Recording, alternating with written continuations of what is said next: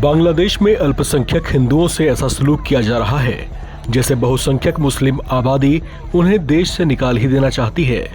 उन पर कहर ढाया जा रहा है।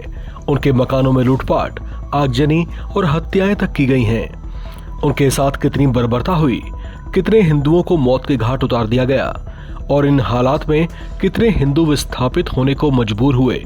ये आंकड़ा बांग्लादेश में मोहम्मद यूनिस के नेतृत्व में गठित नई अंतरिम सरकार के पास भी नहीं है।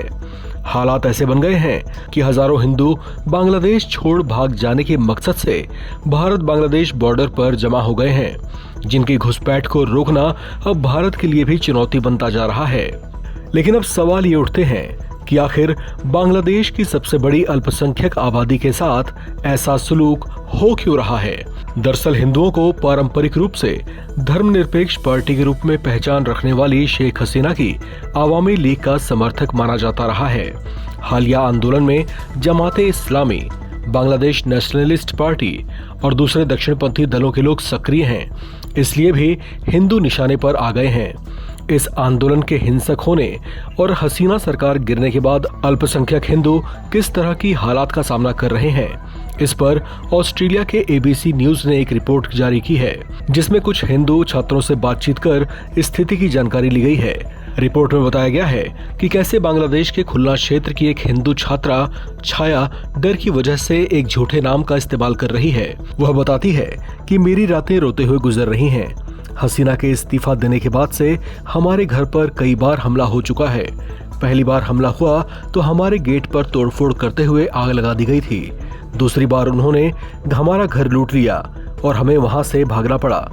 उस छात्रा ने बताया कि पता नहीं वे कौन हैं और वे ऐसा क्यों कर रहे हैं। छात्रा ने रोते हुए कहा कि मैं पूछती हूँ कि क्या देश हिंदुओं के लिए नहीं है। जब भी कुछ होता है तो सबसे पहले हिंदुओं को ही निशाना क्यों बनाया जाता है। बांग्लादेश के हिंदुओं में ये भावना बड़े पैमाने पर पनप रही है। आखिर उन्हीं को निशाना क्यों बनाया जा रहा है। अपने समुदाय पर हमलों का विरोध करने के लिए सैकड़ों की तादाद में बांग्लादेशी हिंदू रविवार को ढाका और खुलना में सड़कों पर उतर आए और वे यही सवाल किए जा रहे थे कि क्या बांग्लादेश उनका देश नहीं है। इसके बाद अंतरिम सरकार की ओर से ये बयान जारी कर कहा गया कि अल्पसंख्यकों की सुरक्षा की जाएगी और पीड़ितों को मुआवजा भी दिया जाएगा। हालांकि इसके बावजूद अल्पसंख्यकों में न सिर्फ डर है बल्कि वे खुद को ठगा हुआ भी महसूस कर रहे हैं, क्योंकि जिन हिंदुओं पर ऐसे अत्याचार हो रहे हैं उनमें से बहुत से हिंदू छात्र आंदोलन का भी हिस्सा थे। इस खबर में फिलहाल इतना ही। बाकी अपडेट्स के लिए आप बने रहें NBT ऑनलाइन के साथ।